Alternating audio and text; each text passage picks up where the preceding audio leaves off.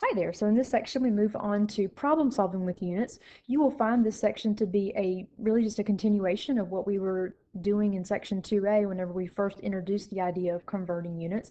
We'll add on a few more techniques in terms of we'll add on energy conversions as well as drug conversions as well today. But by and large, it's the same techniques that we'll be looking at.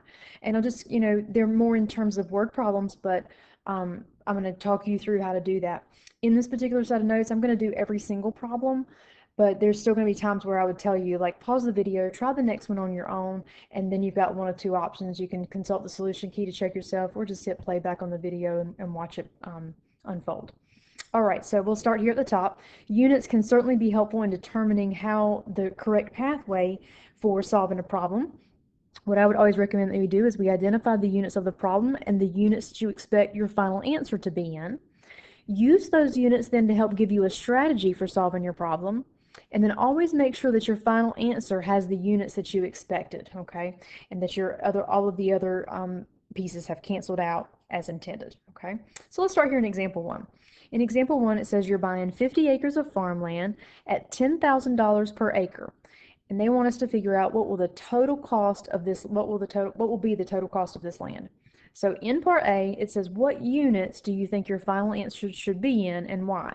So I'm going to go back here to that last question because it says, what will the total cost of this land be?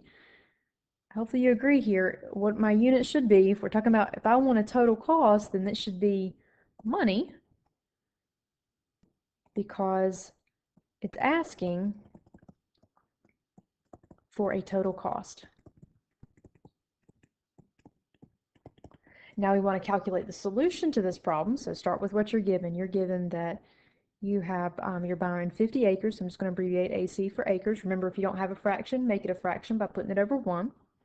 Then the second piece there gives us a conversion. It says that it costs $10,000 per acre. Remember, I want to get rid of acres, so I'm going to put acres on the bottom. And we know that it costs $10,000 for every 1 acre. Then at that point, those acres cancel out. The only unit I have left is money, which is exactly what I wanted. So in your calculator, 50 times 10,000, that should land you at $500,000. Final answer. Okay, so hopefully you agree that's pretty straightforward, right in line with what we were doing before.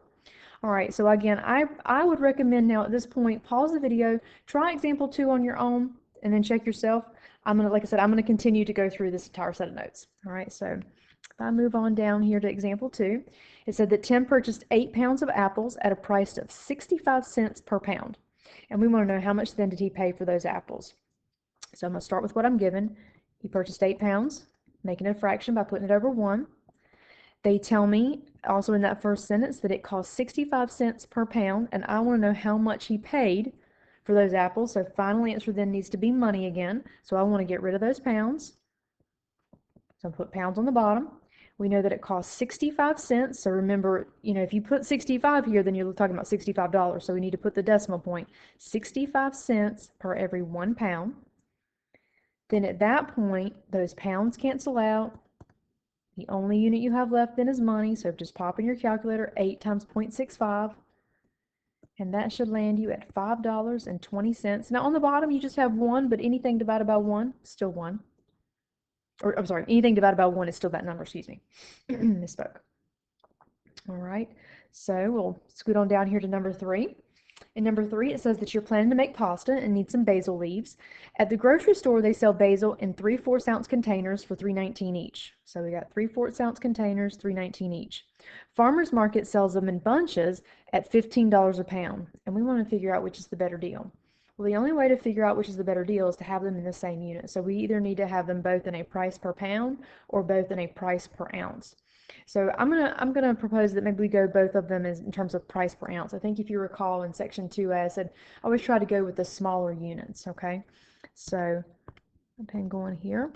So I'm gonna label it here. So I'm gonna start with here's the grocery store. So I'm gonna put GS for grocery store. Grocery store was costing $3.19 for a 3/4 ounce container. And you notice how I put that 3/4 in parentheses. because in terms of how you would put this, enter it in your calculator, that 3/4 would have to be put in like that, okay, in that parentheses, because you're taking a number and you're dividing it by a fraction. So technically the math is you copy, change to multiplication, and you flip the bottom. But if you put it in your calculator using the parentheses, you won't have to worry about the copy, change, flip. So in my calculator, I'm going to do 319 divided by 3/4 in parentheses. Make sure that you can land at $4.25. That would then be a price per ounce, okay, for the grocery store. If at any point you need to, pause the video so you can catch up and try it on your calculator, make sure you're tracking. All right, so then I'm going to move to the farmer's market. I want to also get it in terms of a price per ounce. So notice that we start with $15 for 1 pound. You ask yourself then, can you go from pounds to ounces? And if you look on your formula sheet, sure enough, you can. It's up towards the top on your formula sheet.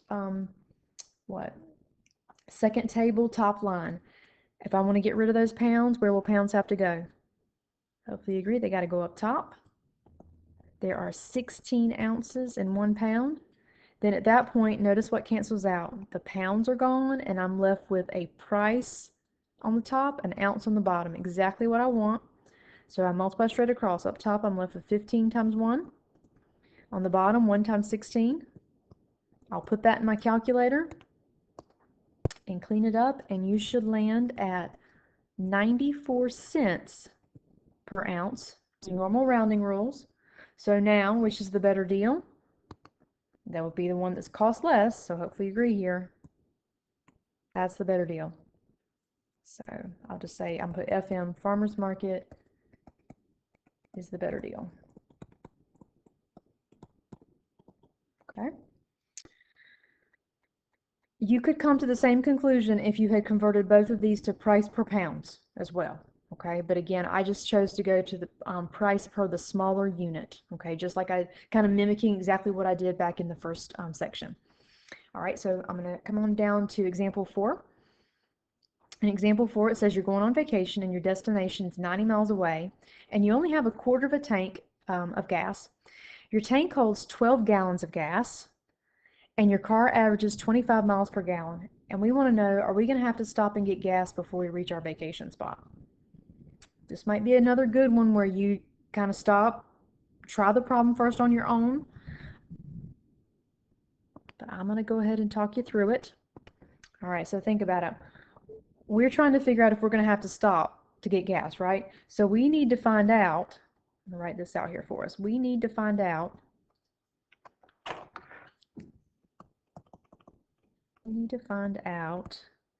the number of miles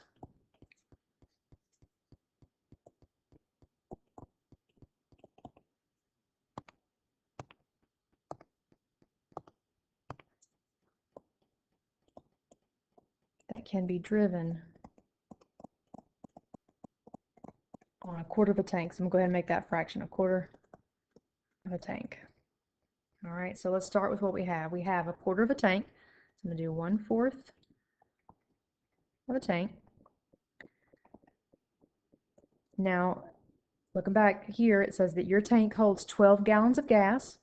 So I want to get rid of tank, so I'm going to put tank on the bottom. And I can go from tank to gallon. That one tank holds 12 gallons of gas. All right, so now at that point, the tank is gone. I've got the number of gallons, but I'm trying to figure out the number of miles. All right, so let's keep going. I want to get rid of my gallons next. So to get rid of gallons, where will gallons have to go? We agree on the bottom. I can go from gallons to miles using this conversion here. There are 25, your car gets 25 miles per gallon. So 25 miles for every 1 gallon. All right, so now at that point, the gallons cancel out.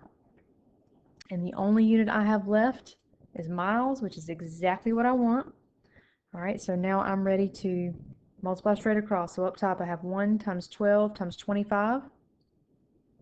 That should put you at 300. And then on the bottom, 4 times 1 times 1 gets you 4. Do that division. That should put you at 75 miles. That's how far you can go on a quarter tank of gas, but our destination is 90 miles away, so are we going to have to fill up? Yes. So yes, we will need to fill up to go 90 miles.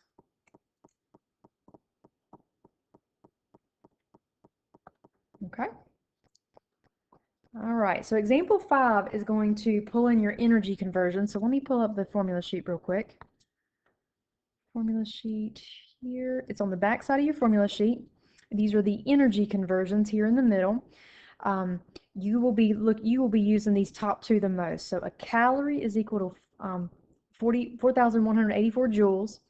And then this next one here is very important, that each watt is a watt to a joule per second is a 1-to-1 correspondence. So 1 watt is equal to 1 joule per second. So what that means is if I have 500 watts, that's equal to 500 joules per second. If I've got 1,000 watts, then that's 1,000 joules per second. So as long as I can get myself into a joule per second, then I can get myself to a watt accordingly. Okay, so kind of come back then. Let's come back to the problem itself. Go. All right, so look down here, looking below in example 5. It says riding a bike burns 50 calories per mile. If you ride at a speed of 15 miles per hour and you travel for 1 hour, they want to know what is our average output in watts. All right, so let's first figure out how many calories we're going to burn in this hour, okay? So think about it. We burn 50 calories per mile. So 50 calories per mile, just like we talked about last time in section 2A, 1 unit up top, 1 unit on the bottom. There's only 1 deviation from that. You'll see that happening on the next page. 50 calories per mile. You're going to travel at a speed of 15 miles per hour. So 15 miles per hour. All right, so now at this point, let's see what cancels out. My miles are canceling out, and I'm left with calories per hour. All right, so let's go ahead and do that. So in our calculator, I'm just going to multiply straight across. 50 times 15. That's going to put you at 750 calories per hour. Our goal now is going to be to convert those calories per hour into a joule per second. Because once we know how many joules per second we have, we can convert it exactly to watts. Okay, that's going to be your thought process. So think about it. Looking on your formula sheet, can't we convert calories to joules? Yeah, that's what I was just showing you on the back of your formula sheet. And then we already know how to convert hours to seconds, so we're good to go. All right, so if you want to, you can go from there. I'm going to come down below and start with my 750 calories on top, 1 hour on the bottom. It doesn't matter which one you get rid of first, okay? I'm going to choose to get rid of the calories first. So let's go from calories to joules. So looking on your sheet, can you go directly from calories to joule? And I'll just remind you. So here's my formula sheet. That very first line there takes me directly from a calorie to a joule. All right, so that's what I'm looking at. All right, so to get rid of those calories, hopefully you agree, I got to put calories on the bottom, joules up top. There are 4,184 joules in 1 calorie. So then at that point, calories cancel out. I'm left with joules up top, which is what I wanted, so we're getting there. But on the bottom, I've got hours, so I got to get rid of those hours. So I'm going to keep going in my chain. Remember, I'm not going to stop my chain until I get myself into the entire unit structure that I need. So to get rid of my hours, since hours are here on the bottom, in order for it to cancel out, I got to go hours up top. You probably wouldn't go directly from hours to seconds. You'd probably take yourself from hours to minutes. We know that there are 60 minutes in 1 hour. All right, so now at that point, the hours have canceled out, and I'm left with a joule per minute. So I got to keep going. I got to get to joule per second. So let's keep going. I want to get rid of those minutes. So I put minutes up top, seconds on the bottom. There are 60 seconds in 1 minute.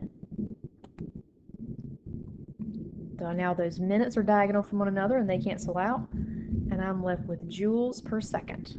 So I have my joules up top, my seconds on the bottom, which is exactly what I want. So I know now I can get out of my chain. multiply straight across.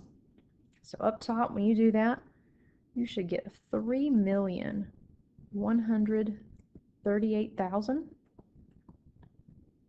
And then on the bottom, 60 times 60, 3,600.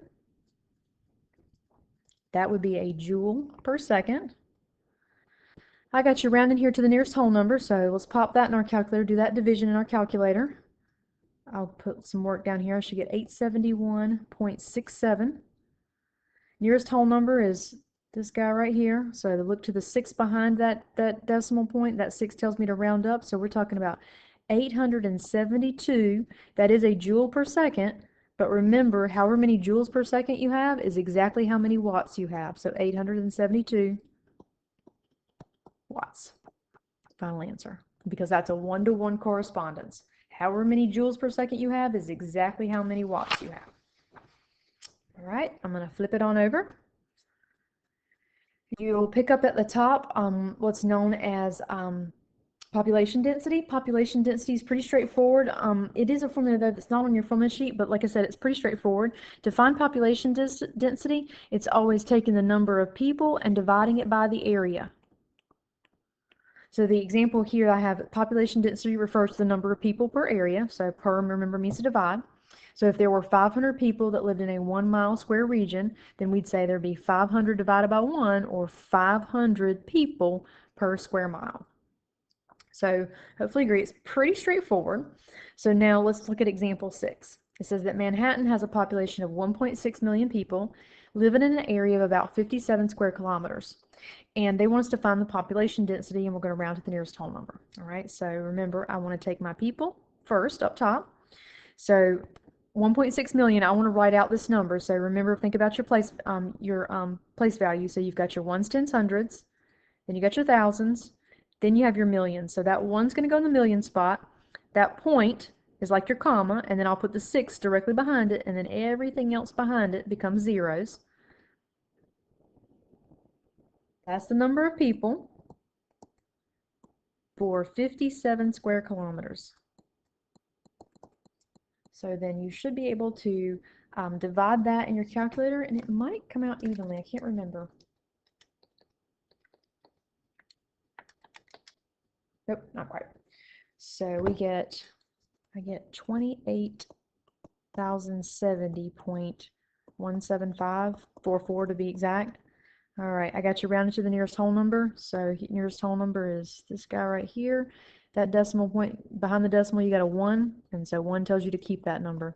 So we're saying approximately then 28,070 people per square kilometer.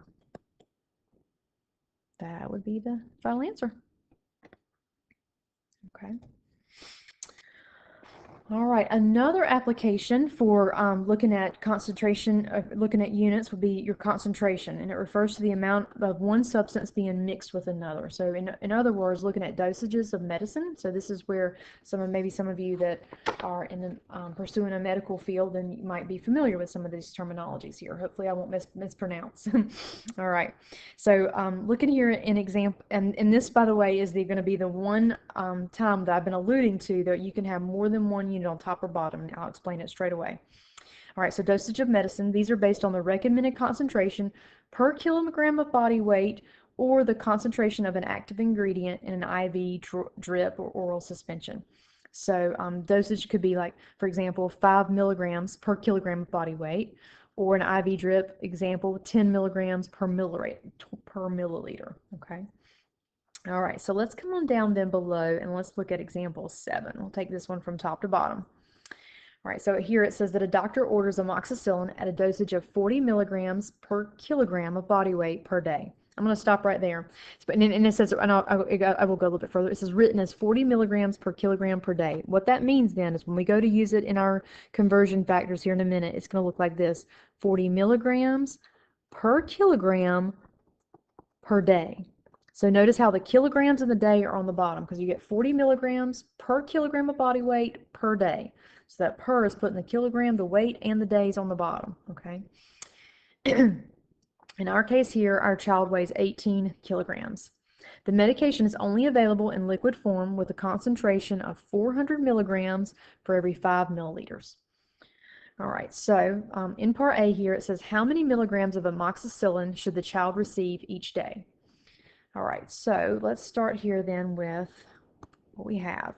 We know that the child weighs 18 kilograms. It's not a fraction. I'm going to make it a fraction by putting it over 1. And then here's our dosage. The child would get 40 milligrams per kilogram per day. Now notice I went ahead and wrote it without even, asking you about any kind of units. But at this point, what's the only unit that cancels out?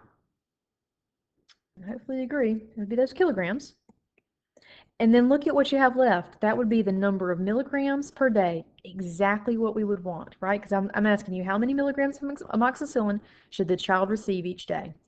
So we're just going to multiply straight across up here. So 18 times 40, 720 milligrams per day. Final answer. All right, let's go down to part B. Since that amoxicillin is going to be administered in a liquid form, how many milliliters should the child receive each day? So we have to go off what the dosage is, 720 milligrams per day. And this is where this latter piece on the top of the problem comes back into play. Now we got to be careful here in terms of our conversions. I want to know how many milliliters they should get each day. So I need to get rid of milligrams. So in order to get rid of milligrams, milligrams will have to go on the bottom. And I'll have to put my milliliters up top. I already have my days on the bottom, right? So be sure then when you come over here and you're using your conversion factor that the 400 is associated with the milligrams. 400 then's got to go on the bottom. 5's associated with the milliliters. 5's got to go up top. Does that make sense? Then at that point, those milligrams cancel out. I'm left with milliliters per day, which is perfect. Multiply straight across up top. 3,600 divided by 400. And that should land you at 9 milliliters per day. Okay, so again, you're utilizing the units themselves to kind of help give you a framework for solving the problems. All right, let's do another one. Excuse me. In example 8, it says that a doctor orders 300 milligrams of Rocephin to be taken by a 15-pound, 6-ounce infant every 8 hours. The recommended dosage is 75 to 100 milligrams per kilogram per day. And we're trying to figure out is the ordered amount within the recommended range. What I did in this problem is I gave you like an A through E here to try to talk you through instead of just saying, yep, here, have at it, solve the problem. I'm trying to talk you through all the necessary steps to get to that conclusion of if the ordered amount was within the recommended range. So in part A here, it says calculate the baby's weight in the correct units. So think about it here. The baby was given to us in a weight in terms of pounds and ounces, right? But that's typically how we report a baby's weight. But notice what the recommended dosage is. The recommended dosage is 75 to 100 milligrams per kilogram per day. The dosaging is measured in kilograms. So we need to convert this, this weight here to kilograms. All right, so probably the best rule of thumb then is let's take, just like we did before, let's get everything in terms of the smallest units. Let's get everything in terms of ounces. But you have multiple ways. But I'm gonna just be consistent. I'm gonna convert the 15 pounds to ounces. 15 pounds over 1. We know we can go directly from pounds to ounces. Go pounds to ounces. There are 16 ounces in 1 pound. That way there, pounds cancel out. 15 times 16, that should land you at 240. Add on the other 6 ounces for the child's weight, and that gives us a total of 246 ounces. Now we need to convert that to kilograms because that's the way the medicine itself is measured in, okay? Well, it's not measured in, well, it is, that's the dosage. The dosage is per kilogram of weight. So now I want to take this 246 ounces, and I want to convert it to kilograms. So noticing on your sheet, I want to go from ounces to kilograms. Now, we can't go from ounces to kilograms, but we can get ourselves, or at least there directly, we can go from ounces to We wouldn't want to go back to pounds, but we could go from ounces to grams. And we know that there are, coming from your sheet, there are 28.35 grams in 1 ounce. Now, from here, let me cancel out, let's cancel out those ounces. Now you're left with grams. Now think about it. If you want to go from a gram to a kilogram, that's where we just do our decimal movement. So I am going to get out of my chain. I'm going to do this multiplication, and I'm going to get 6974.1. Double check. Yes, that's the number of grams. I want to take that to kilograms. So looking on your sheet, how do you go from grams to kilograms? You're going to move that decimal. I need to remind you. Pull it up here.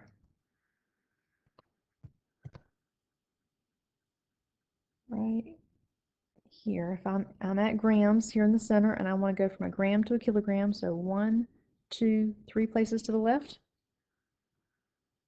I'm going to take my decimal, go 1, 2, 3 places to the left, and I got you rounded to 2 decimal places, so we're going to say 6.97 kilograms. All right, so that's our child's weight. I promise that's probably the hardest part. All right, I'm going to move on down to part B. Part B says, calculate then the amount of Rocephin prescribed by the doctor each day. All right, so the doctor prescribed 300 milligrams taken every 8 hours. All right, so let's write this. The doctor has prescribed 300 milligrams for every 8 hours. And notice how I put that on the bottom, that it wasn't, it wasn't a day, it was every 8 hours. So 8 hours is my unit, but so the way I've got it written here is that the child is getting 300 milligrams for every 1 8-hour time period. I need to convert this into days. How many 8 hours are there in a day? So I want to get rid of my 8 hours. I'll put my 8 hours up top. So how many 8 hours are there in a day? And hopefully you agree there's 3 of those, right? 3 times 8 would get you 24. So essentially you're getting 3 doses a day. So 3 8 hours in 1 day. That way then at that point, again, I put that 8 hours in parentheses because I didn't want you to multiply by 8. 8 hours is the unit. Canceling out those 8 hours, then I'm left with milligrams per day, which is what I want. So 300 times 3 up top, 900 milligrams per day is what the doctor has prescribed.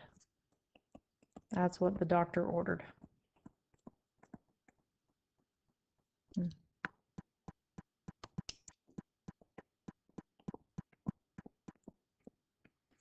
All right, part C wants to calculate the lower end of the recommended dosage for this child. Recommended dosage is 75 on the lower end, so this child weighs 6.97 kilograms.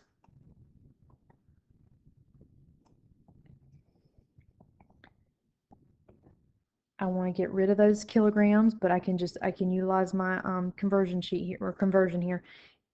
70 recommended dosage is 75 milligrams per kilogram per day. Then at that point, those kilograms cancel out. I'm left with milligrams per day. 6.97 times 75 should land you at 522.75 milligrams per day. All right, let's go on down to part D. Calculate the upper end. All right, so the child still weighs the same amount, 6.97 kilograms. Upper end, 100 milligrams.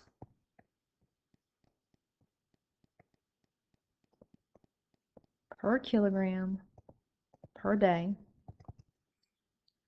Cancel out those kilograms. That's going to leave us with milligrams per day. So that'd be 697 milligrams per day. All right, so let's label this then. This is the safe dosage.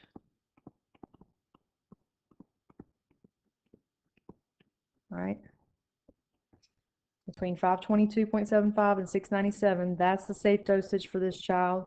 The doctor, though, has ordered 900 milligrams per day. So in Part E, are the doctor's orders safe for this child? Definitely not.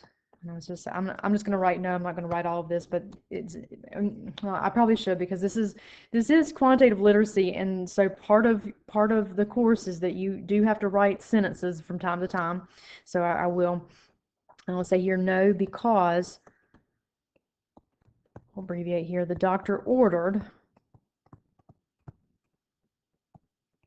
900 milligrams per day, but a safe dosage is between 522.75 and 697 milligrams per day for this child. Okay. All right, so on the next page, I have 3 questions here that are essentially, it's more practicing with the dosages. I highly recommend that you pause the video and try these on your own. I'm pretty sure that you also have the, you can flip over to the last page and check yourself, as, so you don't even have to replay the video if you get them all correct. But nevertheless, I'm going to continue on. I'm going to do each of these. But again, I highly recommend try them first on your own. All right. So in example 1 here, it says that a doctor orders 37.5 milligrams of dopapine. Again, if I mispronounced it, sorry. The drug is administered in 75 milligram tablets, and we want to know how many tablets then will the patient receive. All right, so we have 37.5 milligrams. And I just want to convert these milligrams to tablets. And it tells you that it's administered in 75 milligram tablets. So what that means then is that every tablet has 75 milligrams of medicine in it. So essentially it's like saying this, that one tablet equals 75 milligrams. So I want to get rid of my milligrams. I can put those milligrams up top on the bottom, put tablets up top. One tablet has 75 milligrams of medicine in it. Those milligrams then cancel out. It's going to leave me with the number of tablets, multiply straight across, 37.5 up top, 75 on the bottom, divide, and that person would take half a tablet a day. Or at a time, I guess. It doesn't give a time frame on that one. Half a tablet. Okay. All right, scoot on down to number 2. It says the doctor ordered 75 milligrams of Haldol for an IV infusion. The IV is available in liquid form with a concentration of 250 milligrams per every 10 milliliters. Wants to know how many milliliters then should the patient receive. All right, so start with what you know. You've got the 75 milligrams. We want to know how many milliliters the patient should receive, so I want to get rid of those milligrams. So I got to put those on the bottom. And I can convert from milligrams to milliliters utilizing this conversion. Just be sure you put things in the right spot. The 250 is associated with the milligrams. Milligrams are on the bottom. That's where 250 is going to go. 10 is associated with milliliters. Milliliters up top, so that's where 10 is going to go. At that point then, those milligrams cancel out. I will be left with just milliliters, which is what I want. Up top, multiply. Likewise on the bottom, divide. You should land at 3 milliliters. Final answer. All right, then I'm going to move on down to number 3. It says the doctor ordered 50 milligrams per kilogram per day of amoxicillin for a patient weighing 32 pounds. The medication is only available in liquid form at a concentration of 400 milligrams per every 5 milliliters. Part A says calculate the patient's weight in the correct units. So you're given the patient's weight in terms of pounds, but notice that the dosage is in terms of kilograms. So I need to convert those 32 pounds to kilograms. All right, so that's a pretty direct conversion there. 32 pounds over 1. Get rid of those pounds. Put pounds on the bottom. Go to kilograms. There are 2.205 pounds in 1 kilogram. And then at that point, we can stop because we have our kilograms, which is what we want. Multiply straight across. I got you rounded to the nearest tenth, so that should land you at 14.5 kilograms. Final answer for part A. All right, coming on down to part B, he wants to know how many milligrams of amoxicillin should this patient receive each day. So based off their weight, 14.5 kilograms over 1. The patient should receive 50 milligrams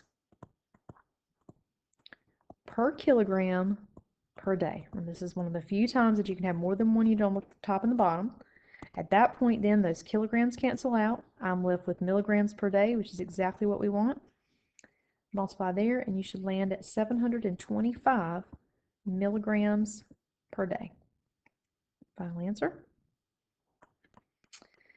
And then lastly, here in part C, since that amoxicillin is going to be administered in liquid form, they want to know how many milliliters should the patient take each day. So start with, and take that previous answer. This is how many milligrams they should get each day. We want to get rid of those milligrams. Put milligrams on the bottom. And we can go directly from milligrams to milliliters utilizing that last part of the problem up there. 400 milligrams every 5 milliliters. At that point, those milligrams cancel out. I'm left with milliliters up top, days on the bottom, which is exactly what we want. Multiply straight across. Up top, 3625. On the bottom, 400. Divide 1 decimal place, which is the tenths, should land at 9.1 milliliters per day. All right, that'll do it for this section. Feel free to come see me if you have questions. Thanks a lot. Bye.